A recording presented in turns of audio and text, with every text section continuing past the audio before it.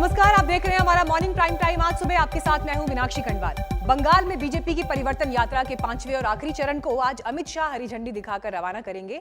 अमित शाह इसके लिए पहले ही बंगाल पहुंच चुके हैं और अब से थोड़ी ही देर में उनके प्रोग्राम शुरू हो जाएंगे।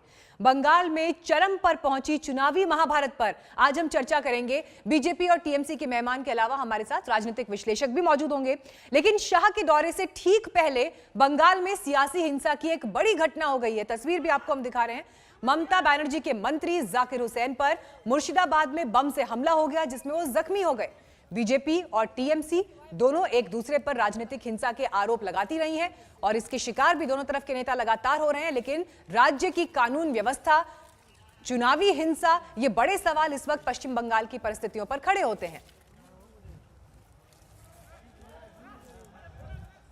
सत्ता के लिए लड़ाइयां पहले भी होती रही हैं, लेकिन चुनाव से पहले ऐसा विस्फोटक माहौल अरसे बाद देखा जा रहा है।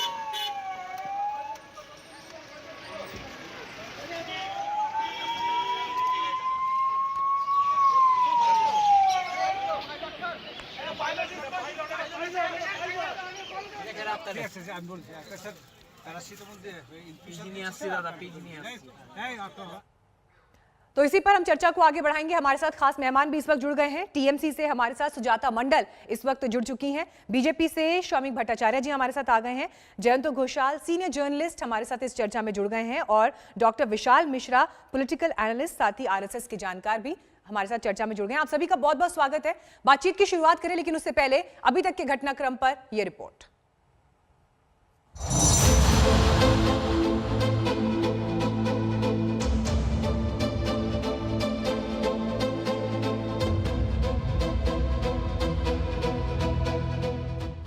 खोल कर सुन लो, आज लाखों लोगों की हाजिरी में कहने आया हूं मैं, जब विधानसभा के चुनाव का परिणाम आए, परिणाम देख लेना।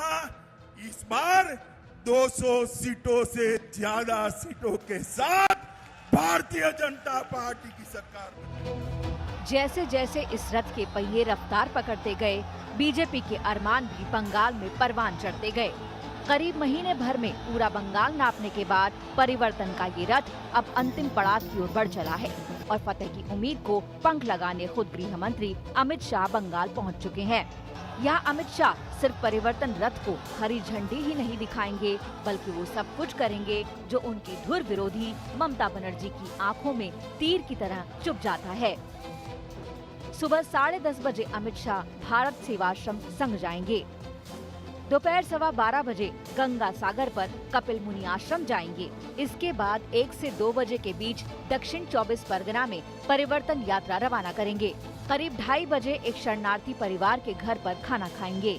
3 बजे काकद्वीप से रोड शो निकालेंगे और शाम 5 बजे कोलकाता में अरविंदो भवन जाएंगे। मैसेज तो गृह मंत्री जी देते हैं, जब वो खुद ही आ रहे हैं, सरकार की जो वक्तव्य है वो रखेंगे, इसमें हमारा कुछ बोलना नहीं है। जो सांगठनिक काम है वही चलेगा और जिन जिन कम्युनिटी को मैसेज देना था लगभग दे चुके हैं। लोग खुश हैं, लोगों का विश्वास बीजेपी पर भरोसा पूरा है। शाह के आज के दौरे की सबसे खास बात है उनका दोपहर का खाना, जिसकी तैयारी में नारायणपुर गांव का ये परिवार जोश के साथ जुटा है। दलित तबके के सुब्रत विश्वास का परिवार बांग्लादेश से बरसों पहले भारत आया था। तब से वो शरणार्थी की तरह यहाँ रह रहे हैं। बंगाल में नागरिकता कानून को लेकर मचे सियासी घमासान के बीच अमित शाह ये जताने की कोशिश करेंगे कि नए कानून से पड़ोसी देशों में यातना झेलने वाले अल्पसंख्यकों के चेहरे पर मुस्कान लाई जा सके। কালকেই খবর পেয়েছি। কি খবর? এই যে আমাদের দেশে স্বরাষ্ট্রমন্ত্রী আসবে, খুবই আনন্দ লাগছে যে মানে তাকে সবসময় আমরা টিভিতে দেখছি, সে আসছে আমাদের বাড়িতে, বিশেষ করে আমাদের বাড়িতে, শুনেই তো খুবই আনন্দ লাগছে। पिछले करीब 2 महीनों में पीएम मोदी, अमित शाह और जेपी नड्डा समेत बीजेपी दिग्गजों ने बंगाल में दिन रात एक कर दिया। बीजेपी की इस आक्रामक राजनीति का ममता अकेले मुकाबला कर रही हैं और वार के लिए उन्हें बंगाली अस्मिता सबसे सटीक हथियार लगती है। वो बार बार बंगाल के लोगों के सामने यही जताती हैं कि बीजेपी नेता बंगाली संस्कृति और महापुरुषों के बारे में न तो जानते हैं और न ही उनका सम्मान करते हैं। बड़ा बड़ा नेता है, बोलता है रविंद्रनाथ ठाकुर जन्म लिया शांति निकेतन में। अरे नहीं बाबा, जन्म तो लिया है जोरासाको ठाकुर बाड़ी में। जब आपके पास जानकारी नहीं है तो जानकारी कर लो। इतना ऑफिसर है, इतना प्रोफेसर है, इतना सब है, इडियोलॉजी का बात पे बात करते हैं, धर्म का बात में टुकड़ा टुकड़ा करते हैं। अरे बात बताने का लोग नहीं है। स्वामी विवेकानंद को बोलता है स्वामी विवेकानंद ठाकुर है। अच्छा, रविंद्रनाथ का टाइटल उसमें जोड़ दिया। अच्छा, ईश्वर चंद्र विद्यासागर को मूर्ति तो तोड़ दिया। ट्राइबल लीडर बिरसा मुंडा है, एक आदमी को गला में माला दिया बोलता है बिरसा मुंडा जिंदाबाद। यही चल रहा है। स्वामी विवेकानंद ठाकुर नहीं है, उसका भी ये पता नहीं है, तो हिंदू धर्म का क्या गौरव करते हैं? जिसके पास कोई बोलने का ही कुछ नहीं है, जानता नहीं है। अगर जानता नहीं है तो जानकारी तो लेना चाहिए। जवाब बीजेपी। अब चर्चा की शुरुआत करते हैं। सुजाता मंडल जी, पहला सवाल मेरा आपसे। देखिए, बड़ी घटना कल रात को हुई है। राज्य की कानून व्यवस्था पर बड़े सवाल खड़े होते हैं। राज्य के मंत्री पर कैसे हमला हो सकता है, वो भी तब जबकि कुछ दिन पहले उन्होंने पुलिस में शिकायत दर्ज की है कि उन्हें अपनी जान पर खतरा महसूस होता है।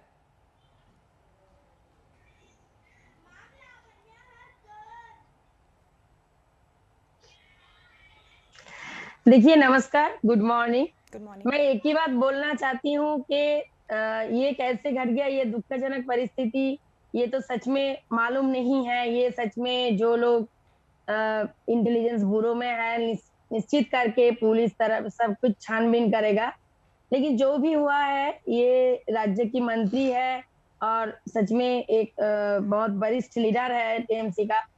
तो कैसे हो गया ये सच में पता नहीं, अभी तक मेरे पास भी खबर नहीं है। और सबसे बड़ी बात, इसके लिए चर्चा भी होगा और सबसे बड़ी बात, एकदम तुरंत छानबीन भी होगा। अगर नेचुरल है तो अलग बात है, और कोई अगर कराए तो वो अलग बात है। वो सच में हमारी प्रशासन देखेगा जरूर और उसके ऊपर व्यवस्था लेगा। अगर सच में कोई दुष्कृति कराएगा तो उस दुष्कृति के सच में उसको अरेस्ट करेगा, उसके ऊपर व्यवस्था लेगा। और नहीं, ऐसे लेकिन अगर तो पुलिस क्या कर रही है? अगर मंत्री शिकायत कर रहे हैं कि उनकी जान को खतरा है, तो फिर पुलिस क्या कर रही है? उसके बाद भी अगर बम से हमला हो जाता है तो? देखिए, पुलिस तो पुलिस का काम करेगा ही। देखिए, अगर कोई बंदा ये सोचेगा कि उसके जान का हमला है, मैं भी सोच सकती हूँ, आप भी सोच सकते हो, ठीक है। इसके मामला तो ये नहीं है कि राज्य सरकार चुपचाप बैठा है, एक बार पुलिस प्रशासन ढीला है।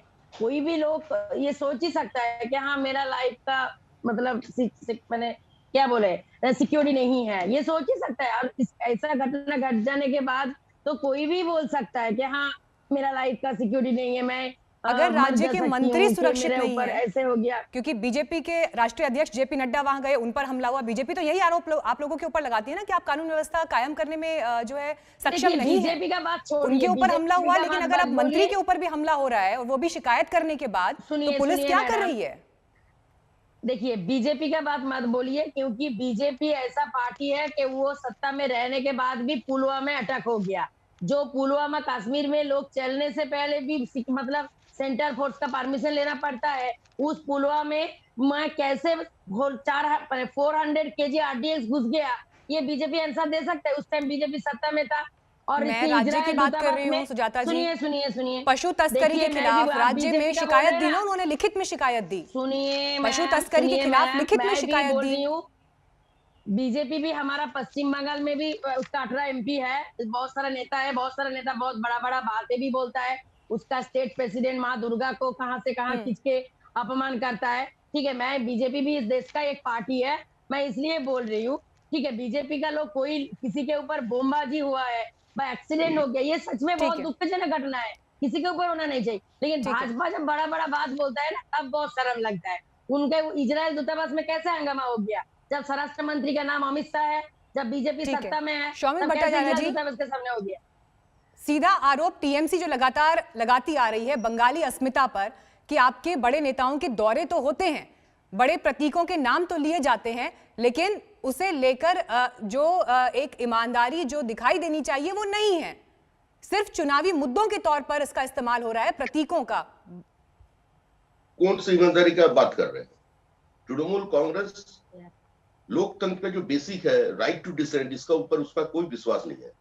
जहां तक लॉ एंड ऑर्डर का सवाल है, लॉ एंड ऑर्डर पश्चिम बंगाल का स्थिति कैसा है आप लोग देख ही सकते हैं। खुद आप बोल रहे हैं JP Nadda jet plus security होते हुए भी 3 IPS ऑफिसर खड़ा है उसका सामने, उसका ऊपर अटैक हो गया। उसका बाद लगातार 138 हमारा कार्यकर्ता मारे गए पिछले दिनों। एक कार्यकर्ता जेपी नड्डा का अटैक के खिलाफ उन्होंने एक जुलूस निकाला था वर्धमान की पूर्वस्थली नाम का।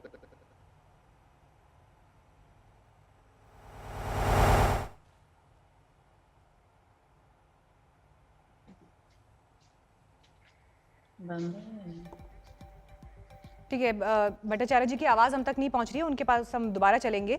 लेकिन यहाँ पर मैं आपको जोड़ना चाहूंगी जयंत घोषाल जी।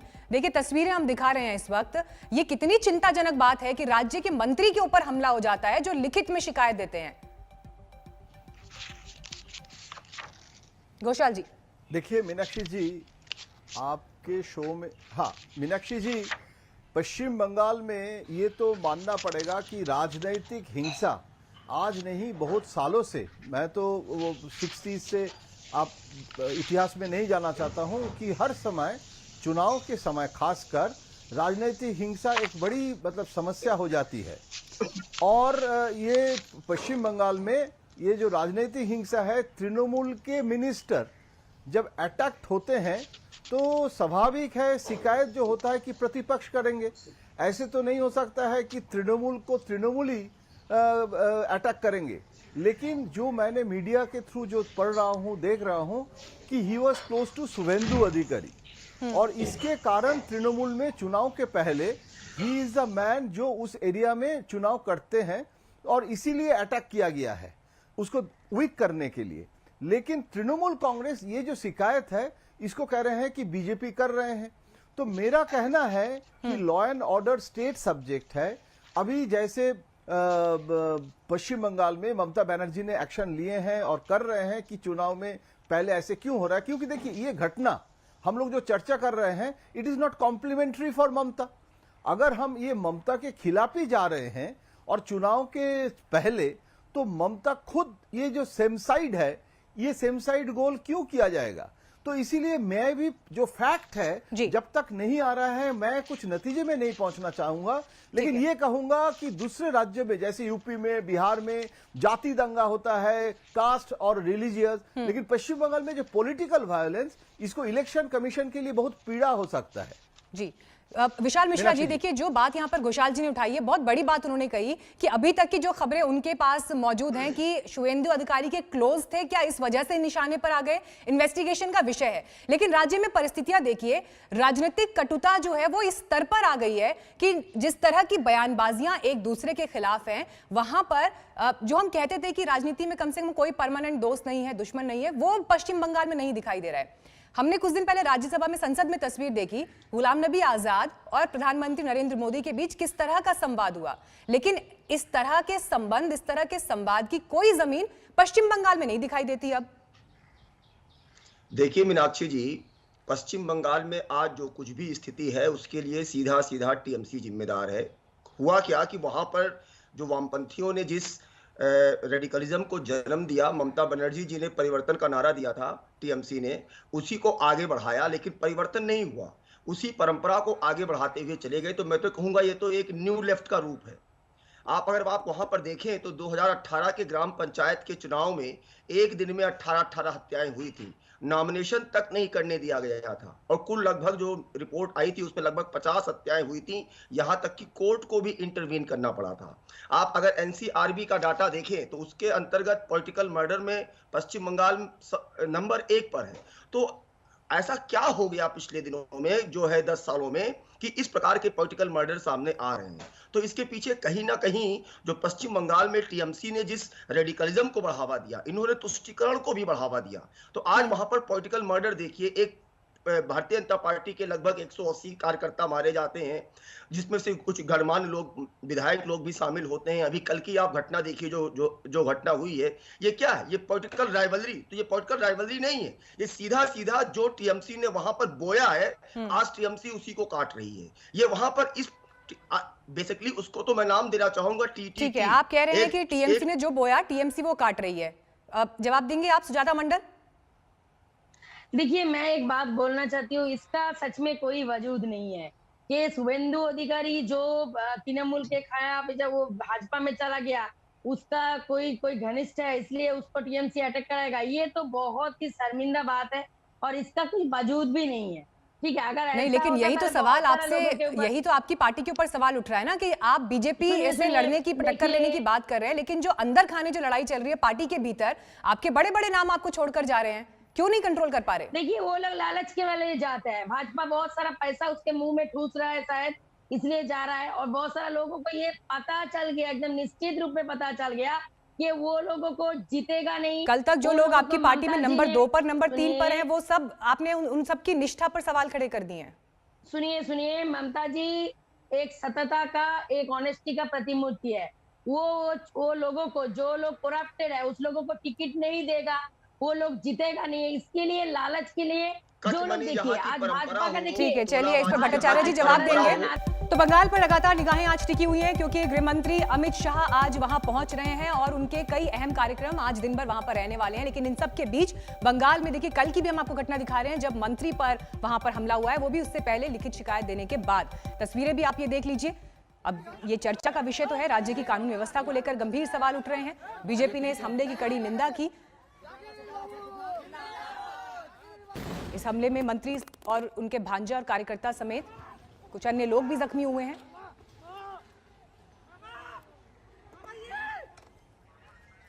तमाम मेहमान हमारे साथ चर्चा में लगातार यहां पर जुड़े हुए हैं। घोषाल बाबू, आपका मैं यहां पर रुक करना चाहूंगी। देखिए, जो तस्वीर अभी उभर कर दिखती है, आज भी गृह मंत्री अमित शाह के जो कार्यक्रम है उसमें उन्हें एक शरणार्थी परिवार के घर भी जाना है जहां वो खाना खाएंगे।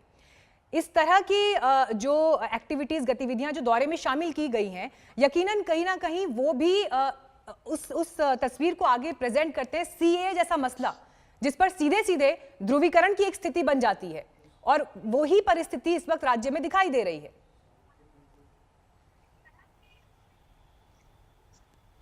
देखिए मीनाक्षी जी, अमित शाह जी का जो टूर होती है, मतलब जो सफर होती है, जो प्रवास होती है, उसमें बहुत एक कैलेंडर बनता है, मतलब बहुत स्ट्रैटेजी बनता है। ऐसे नहीं है उसमें कोई जो इच्छा हुआ हम चले गए। मतलब अमित शाह जी एक ग्रेट स्ट्रैटेजीज, जैसे देखिए ना, आप जैसे बोल रहे हैं कि खाना खाना, मतलब ये एक सिंबॉलिक है। और हर महीने में कभी एक कास्ट के घर फोकस करना, किसी जगह कोई एकदम गरीब परिवार में जाना, गांव में कनेक्ट करना। तो अमित शाह जी पश्चिम बंगाल में अभी पश्चिम बंगाल के बंगाली लोग भी देख रहे हैं कि he is trying to connect the people of the rural people, caste people, down trodden, Dalit परिवार। तो ये जो एक स्ट्रैटेजी है, ये लगातार कर रहे हैं। लगातार करते करते एक माहौल बनता है। और देखिए, भारत सेवाश्रम संघ जो है पश्चिम बंगाल में, जैसे रामकृष्ण मिशन में भी गए थे, स्वामी विवेकानंद जी के जब घर गए थे, वो रामकृष्ण मिशन के अंडर में है। और एक संगठन जो भारत सेवाश्रम संघ, जो अम्फान के समय भी जो बहुत रिलीफ के लिए बहुत मशहूर है, भारत सेवाश्रम संघ, वहां जाना। और आपको, हम सबको याद है कि डॉक्टर श्यामा प्रसाद मुखर्जी भी भारत सेवाश्रम संघ के साथ बहुत जुड़े हुए थे। तो हर चीज में ना एक रिसर्च होती है, और वो रिसर्च के साथ अमित शाह जी ने कोशिश करते हैं जो बंगाली जो आइडेंटिटी है उसके साथ हिंदुइज्म का कनेक्ट करके हर जगह। और ऐसे एक ड्रीम सेलिंग कर रहे हैं, ड्रीम सेलर, सपनों का सौदागर, कि जैसे राजनीतिक हिंसा हो रहा है और पश्चिम बंगाल में भाजपा जो है वो लड़ाई लड़ाई लड़ाई चाय, ये जो स्लोगन होते हैं उसके काउंटर करके पश्चिम बंगाल में भाजपा का अभी न्यू स्लोगन है कि शांति शांति शांति चाहिए। तो ये जो अमित शाह जी के रोड शो में शांति शांति शांति चाहिए, ये जो स्लोगन और राजनीतिक हिंसा, तो इसको काउंटर करना ये ममता के लिए अभी बहुत इंपॉर्टेंट पॉइंट यहाँ पर घोषाल बाबू उठा रहे हैं। और सीजे सुजाता जी, मैं आपके पास ये सवाल लेकर आ रही हूँ। देखिए, अमित शाह की स्ट्रैटेजी का वो जिक्र कर रहे हैं और ये स्ट्रैटेजी अभी चुनाव के करीब से नहीं है। 2014 में जब पार्टी सत्ता में आई केंद्र में, उसके बाद से ही लगातार उनका फोकस बंगाल में है और उससे पता चलता है कितना इंपॉर्टेंट उनके लिए वो है। हाल ये है कि जो स्ट्रैटेजी वो तैयार करते हैं, स्पेशली बीजेपी जो स्ट्रैटेजी तैयार करती है, टीएमसी को भी आज उस पिच पर खेलना पड़ रहा है। और इसका सबसे ताजा उदाहरण है सरस्वती पूजा।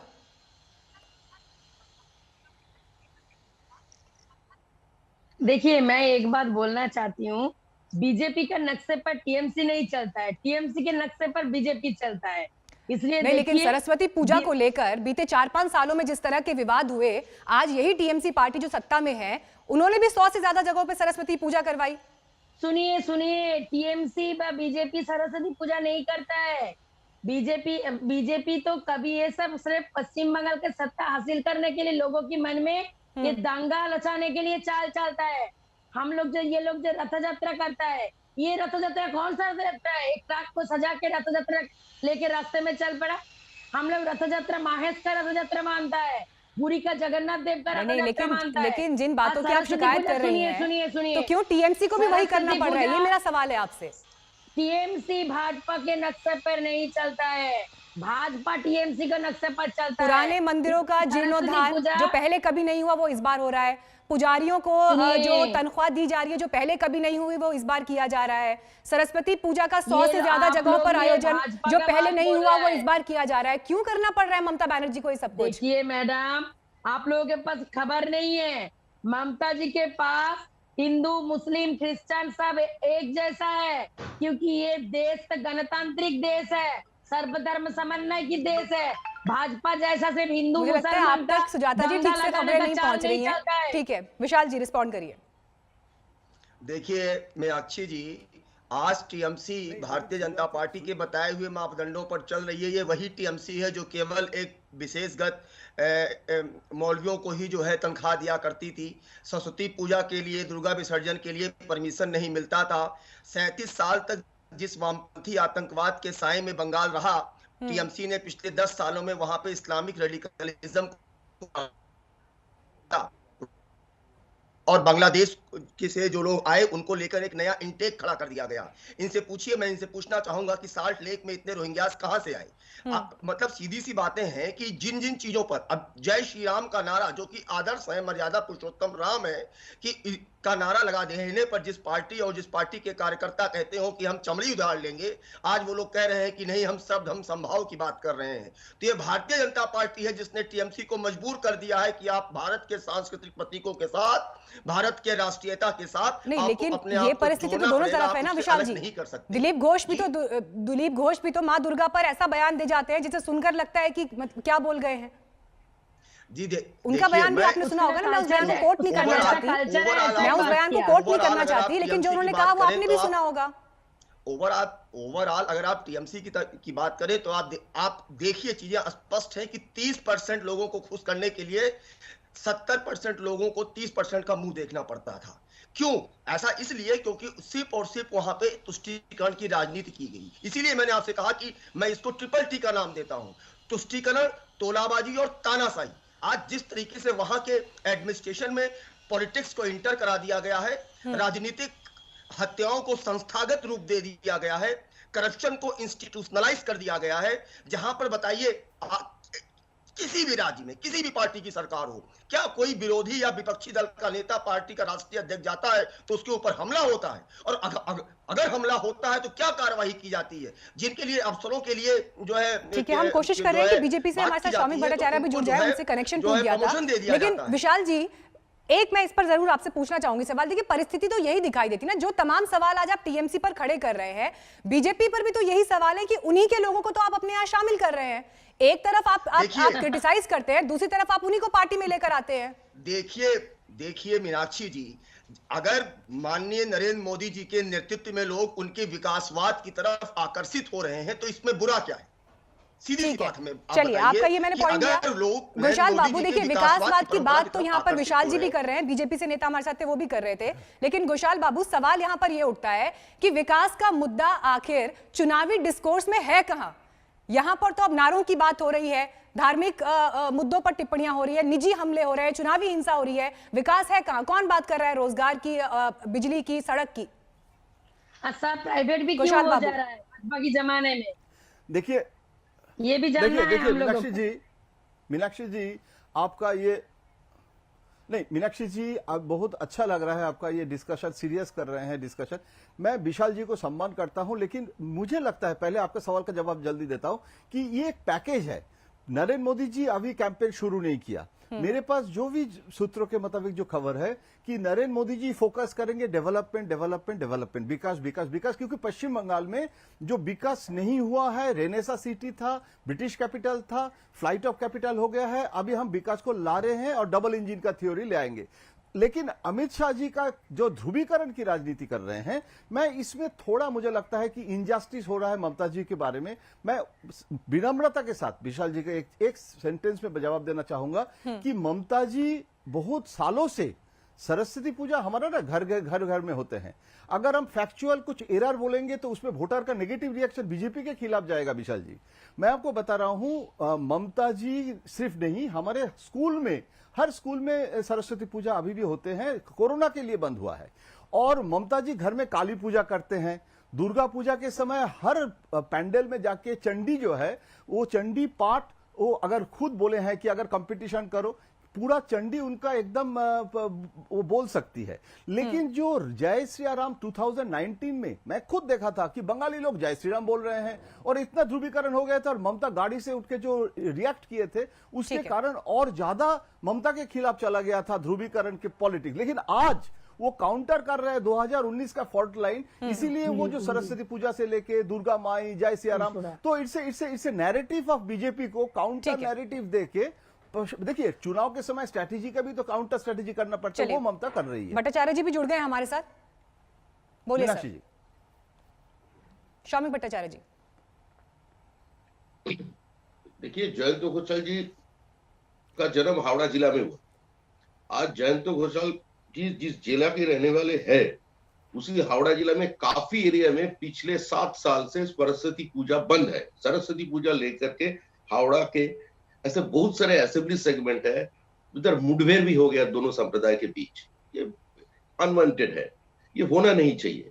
लेकिन तुष्टीकरण का राजनीति ऐसा जगह पहुंच गया, जो दुर्गा पूजा का जो विसर्जन होता है उसका साथ भी कंप्रोमाइज करना पड़ता है। हम लोगों का डिबेट सीधा सीधा है, दुर्गा पूजा का विसर्जन और मुहर्रम का जुलूस एक ही साथ, एक ही जगह से, एक ही समय से चले, तो ये ध्रुवीकरण का मतलब क्या है? आज पश्चिम बंगाल का जो मूलभूत समस्या है, जिस समय ममता जी सत्ता में आए थे उसमें स्टेट डेट था 1,94,000 करोड़।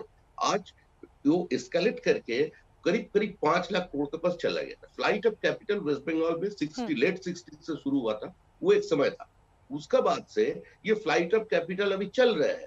अभी एक सीधा सा सिंपल सवाल देखिए, जिस दिन ममता जी ने सत्ता संभाली है, लास्ट जो फाइनेंशियल ईयर थे बुद्धदेव भट्टाचार्य के रिजिम का, उस साल में इन्वेस्टमेंट था वेस्ट बंगाल में 15,000 करोड़, और वेरी नेक्स्ट फाइनेंशियल ईयर वो इन्वेस्टमेंट आकर खड़ा हो गया 318 करोड़ में, 1318। तो उसका बाद से सरकार कितनी इन्वेस्टमेंट है बोला नहीं है। सारा देश का जो एफडी है उसको 1% आता है वेस्ट बंगाल में। लेकिन सर, बीजेपी के भी बड़े नेता जब रैली कर रहे हैं, लोगों को संबोधित कर रहे हैं बंगाल में बड़े बड़े कार्यक्रमों में, तो विकास पर बात, विजन पर बात क्यों नहीं दिखाई दे रही है भाषणों में? देखिए, आप, ये भी एक मजा का विषय है। वो जयंतदा उधर बैठे हुए हैं, वो भी जानते हैं, जो पत्रकार आज का जो मीडिया का माहौल है उसमें लोग थोड़ा ये सब सुन गर्म भाषण चाहता है ना, तो लोग अभी नैरेटिव जिस जगह में पहुंच गया, भाषण तो आप जनता के बीच जा रहे हैं देने के लिए, नैरेटिव चल रहा है, लेकिन ये भी आने वाला है। भाषण तो लेकिन जनता को दिया जा रहा है ना, जनता को रोजगार सुनना है, जनता को वो मुद्दे सुनने हैं जिससे उनका विकास हो, उनके लिए परिस्थितियां बेहतर हो बंगाल में। अगर ममता बनर्जी के शासनकाल की आप आलोचना कर रहे हैं, तो उस परिवर्तन में विकास जो है वो एब्सेंट क्यों दिखाई देता है भाषणों में? जरूर, आप तो इंतजार करिए, सब आएगा, आगे आगे देखिए होता है क्या। ठीक है, देखते रहिए। चलिए, समय मेरे पास इतना ही था, लेकिन आप सभी का बहुत बहुत धन्यवाद इस चर्चा में जुड़ने के लिए। अमित शाह पहुंचे हुए हैं बंगाल, उनका कार्यक्रम जैसे ही शुरू होगा उसकी तस्वीरें भी आपको हम दिखाएंगे। बंगाल पर आज दिन भर नजर बनी रहेगी। एक छोटे से ब्रेक के बाद हम फौरन लौट रहे हैं, देखते रहिए आज तक।